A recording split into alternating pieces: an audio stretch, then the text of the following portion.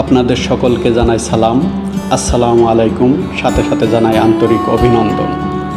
আমি আপনাদেরকে জানাতে চাই জাতির জনক বঙ্গবন্ধু শেখ মুজিবুর রহমান সরকারি মহাবিদ্যালয় এর অনেক ভয়ঙ্কর এবং অদ্ভুত অমীমাংসিত ঘটনা, যা আজও আধুনিক বিজ্ঞানের কল্পনার বাইরে। সাথে থাকুন, ঘটনাটি শেষ পর্যন্ত মনোযোগ সহকারে দেখতে থাকুন। আশা করি আজকে আপনাদের সামনে জাতির জনক কলেজের ভয়ঙ্কর অদ্ভুত অমীমাংসিত ঘটনা তুলে ধরব। কলেজটি মূলত প্রতিষ্ঠিত হয় 2013 সালে, কিন্তু এর কার্যক্রম শুরু হয় 2014-15 শিক্ষাবর্ষ থেকে। এক বছর পর থেকে কলেজটির কার্যক্রম শুরু হয়েছিল কেন জানেন? জানবেন কিভাবে? আমি তো এখন আপনাদের সাথে শেয়ার করি। আসুন একের পর এক ঘটনা আমরা জানতে থাকি। কলেজ প্রতিষ্ঠিত হবার আগে কলেজের জায়গা সম্পর্কে অনেক ভয়ঙ্কর ঘটনার কল্পকাহিনী রয়েছে। কলেজের জায়গাটি ছিল ডুবা এবং পরিত্যক্ত জায়গা। সাথে ছিল একটি বড় পুকুর, যার পানি ছিল ভয়ঙ্কর কালো। এই পুকুরে কেউ যদি ভুল করেও নেমে পড়ত, সে আর কোনোদিন ভালোভাবে ফিরতে পারেনি। তাকে ফিরতে হয়েছে কঙ্কালের মতো ভিজা কাপড়ে। যাই হোক, কলেজের কথায় আসি। কলেজের পরিত্যক্ত জায়গা জুড়ে ছিল ভূত প্রেত, দানবী, জিনপরি আর শাকচুন্নির বসবাস, যা অনেক মানুষ গহীন কালো রাতে অন্ধকারের গভীর থেকে দেখেছে। মাঝে মাঝে অমাবস্যার ভয়ঙ্কর রাতগুলোতে শোনা যেত নুপুরের শব্দ। মনে হয় যেন অনেক মেয়েরা দল বেঁধে নুপুর পায়ে দিয়ে হাঁটাহাঁটি করছে। কখনো শোনা যেত মেয়েলি ভয়েসে কান্নার আওয়াজ। মনে হচ্ছে কোনো মেয়ে করুণ কণ্ঠে বলছে, আমাকে বাঁচাও, আমাকে বাঁচাও, আমি বাঁচতে চাই। আবার কখনো শোনা যেত অদ্ভুত বিদঘুটে রকমের অট্টহাসি। এভাবে চলছিল তারা। কিন্তু কলেজ হবার সময় ওদের মাথায় যেন আকাশ ভেঙে পড়ে। তারা তাদের সমস্ত শক্তি এক হয়ে বাধা হয়ে দাঁড়ায়। বিল্ডিং তৈরি করার জন্য আনা সমস্ত ইট, বালি, পাথর, খোয়া সব গায়েব করে দেয় তারা। পরে তাদের সাথে কবিরাজের মাধ্যমে বিষয়টি মীমাংসিত হয়। তারা শর্ত দেয় যে তারা কলেজ হওয়ার পর 1 বছর ব্যবহার করবে। তাদের শর্ত মেনে নিয়ে কলেজের কাজ আরম্ভ হয়। এর জন্য কলেজের কার্যক্রম 1 বছর পর থেকে আরম্ভ করা হয়। যদিও অনেক তথ্য সামগ্রী, অনেক ইতিহাস ঘেটেও বিষয়টি কোনো সত্যতা খুঁজে পাওয়া যায়নি। যাই হোক, ফিরে আসি মূল ঘটনায়। শুরু থেকে কলেজটির কার্যক্রম ভালোভাবে চললেও ভয়ঙ্কর ঘটনা ঘটতে থাকে 2 বছর পর থেকে, বিশেষ করে বিজ্ঞান বিভাগের ছাত্রছাত্রীদের সাথে। ভালো রেজাল্ট করার পর বিজ্ঞানের ছাত্রছাত্রীরা নিখোঁজ হতে থাকে, যা আজ পর্যন্ত চলমান আছে, যা আধুনিক বিজ্ঞান ব্যাখ্যা দিতে পারে নাই। কিন্তু বিশেষ এক গোয়েন্দা সংস্থার মাধ্যমে আমাদের কাছে উঠে এসেছে নিখোঁজ হওয়া ছাত্রছাত্রীদের কিছু অজানা, অবাক করা অদ্ভুত তথ্য, যা শুনলে আপনার গায়ের সমস্ত লোম আনন্দে শিউরে উঠবে। আসেন আমরা এক এক করে ঘটনাগুলো। যাই হোক, আমরা জানতে পারি বিজ্ঞানের নিখোঁজ হওয়া ছাত্রছাত্রীগুলোকে পাওয়া যায় মেডিকেল এবং মেডিকেলের মর্গে দীর্ঘ 4 বছর পরে। আমাদের প্রথম মেডিকেল এর মর্গের কথা শুনে সমস্ত শরীর বরফ ছাড়া হিম হয়ে গিয়েছিল। কেন মেডিকেলের মর্গে পাওয়া গিয়েছিল জানেন? জানবেন কিভাবে? আমি তো এখন আপনাদেরকে বলি না। আপনারা হয়তো এই ভয়ঙ্কর কথাগুলো শোনার জন্য মোটেও প্রস্তুত ছিলেন না, আমিও ছিলাম না। যাই হোক, অনেক প্রমাণ, প্রুফ আর গবেষণার পর ছাত্রী মেডিকেলের মর্গে পাওয়া গিয়েছিল তারা আসলে ছিল মেডিকেলে চান্স পাওয়া ছাত্রছাত্রী।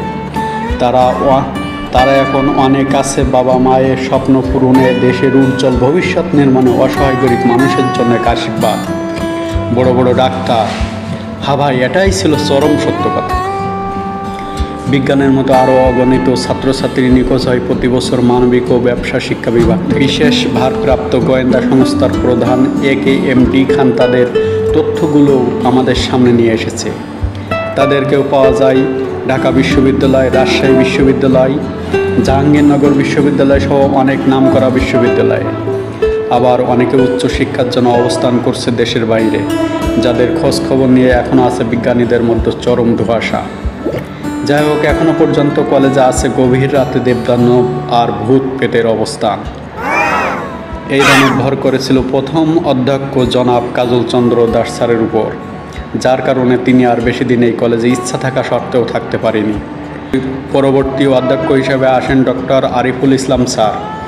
কিন্তু চরম সত্য কথা হলো, অধ্যক্ষ ডক্টর আরিফুল ইসলাম স্যারও বেশি দিন টিকে থাকতে পারে নাই, কারণ স্যারের উপরও ভর করেছিল সেই দেবদানব।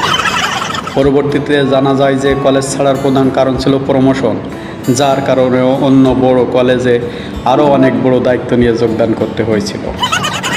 বর্তমান অধ্যক্ষ স্যার তিনিও দেবদানব আর ভূতপ্রেত থেকে বিন্দু পরিমাণ ছাড় পান নাই, যার কারণে কিছুদিন আগে অধ্যক্ষ স্যার প্রফেসর হিসেবে প্রমোশন অর্জন করেন, যা বর্তমান কলেজের অনেক বড় একটি পাওয়া, যা ছোটোখাটো কলেজগুলো চাইলেও পায় না। দেবদানব আর জিন ভূতের ভয়ঙ্কর থাবা থেকে রেহাই পায়নি অনেক স্যার ম্যাডাম, যার কারণে বিভিন্ন সময় শোনা যায় যে গতকাল যে স্যার ম্যাডাম কলেজে এসেছিল অনেক হাসি খুশি মনে, আজকে সেই স্যার ম্যাডাম আর আমাদের মাঝে নেই। কেন নাই জানেন? আসেন চরম সত্য সম্পর্কে জেনে নিই। কারণ হলো প্রমোশন। এই আজব আর ভয়ঙ্কর কলেজে প্রতিনিয়ত হচ্ছে প্রমোশন। প্রভাষক থেকে হচ্ছে সহকারী অধ্যাপক, সহকারী অধ্যাপক থেকে হচ্ছে সহযোগী অধ্যাপক, আর সহযোগী অধ্যাপক থেকে হচ্ছে অধ্যাপক, যার কারণে প্রতিনিয়ত অন্য কলেজে যোগদান করতে হচ্ছে। ইচ্ছে থাকা সত্ত্বেও এই কলেজে আর থাকতে পারছে না। এমনভাবে আমরা অগণিত অভিভাবককেও নিখোঁজ হতে দেখেছি। পরবর্তীতে জানা যায় যে অভিভাবকগুলো নিখোঁজ হওয়ার পিছনে বড় কারণ ছিল সেই অভিভাবকদের ছেলে মেয়েগুলো প্রশংসনীয় অর্জনের মাধ্যমে বড় বড় কলেজ আর মেডিকেলে চান্স পেয়ে ভর্তি হয়ে গেছে, যার জন্য অভিভাবকগুলো আর আমাদের কলেজে দেখা যায় না। শুধু তাই না, আপনারা জানলে অবাক হবেন, এই দেবদানব আর জেন ভূত ভর করেছিল অত্র কলেজের অফিস সহকারী কামচলব মোহাম্মদ ইকবাল হোসেন সাহেবের উপর, যার কারণে আজকে তিনি হিসাবরক্ষক পদে পদোন্নতি অর্জন করেছিলেন। আর বর্তমান সময়ে কোনো শিক্ষার্থীকে কলেজের ছাদে উঠতে দেওয়া হয় না। কারণ কি জানেন? জানলে হয়তো বা আপনারা অবাক হয়ে যাবেন। জানতে চান? আসুন বল। কারণ বর্তমান দিনের বেলা দেবদানব আর জিনভূতের অবস্থান করে কলেজের ছাদের উপরে। তারা আছে অনেক ক্ষিপ্ত আর গম্ভীর বদমেজাজি। তারা প্রায় মাঝে মধ্যে ছাদের উপর থেকে বিভিন্ন সময়ে বিভিন্ন জনকে ধাক্কা মেরে ফেলে দিতে দেখা গেছে, যেমন পিঁপড়া, মাকড়সা, গিরগিটি ইত্যাদি সহ অনেকজন। এমনকি ছাদ থেকে আচমকা মুষলধারে বৃষ্টি পড়তে দেখা যায়। এটা সব সময় দেখা যায় না, দেখা যায় যখন পানির ট্যাঙ্কি ভরে ছাপিয়ে যায় তখন। আর মাঝে মধ্যে বৃষ্টি আসলেও এ ঘটনা দেখা যায়। এজন্য ছাত্রছাত্রীদের নিরাপত্তার জন্য কাউকে ছাদে ওঠার অনুমতি দেওয়া হয় না। এর অন্যতম আরেকটি প্রধান কারণ হলো ছাদে কোনো নিরাপত্তা বেষ্টনী নেই। গভীর রাতে 4তলা, 5তলা, 6তলা থেকে ভেসে আসে দমদম করে দরজা ওয়ালের সাথে বাড়ি দেওয়া ধুমধুম শব্দ, যা শুনলে আপনি নিজেকে আর কন্ট্রোল করতে পারবেন। এর প্রকৃত কারণ অনুসন্ধান করতে অনুসন্ধান টিমের কয়েক বছর লেগে যায়।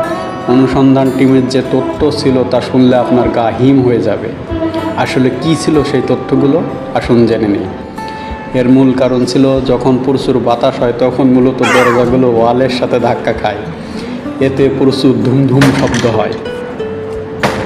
আরও অনেক অজানা অদ্ভুত তথ্য রয়েছে আমার কাছে, যা সময় স্বল্পতার কারণে আজকে আর আপনাদের সাথে শেয়ার করতে পারলাম না। এত মহামূল্যবান সময় দেওয়ার জন্য আপনাদের সবাইকে মন থেকে ধন্যবাদ। ভিডিওটি কেমন হয়েছে যদি আপনার হাতে সময় থাকে আমাদেরকে জানাতে পারেন পরবর্তীতে কলেজ সম্পর্কে কীরকম ভিডিও দেখতে চান। আর এরকম ভিডিও পেতে আমার ছোট্ট চ্যানেলটি সাবস্ক্রাইব করে রাখবেন।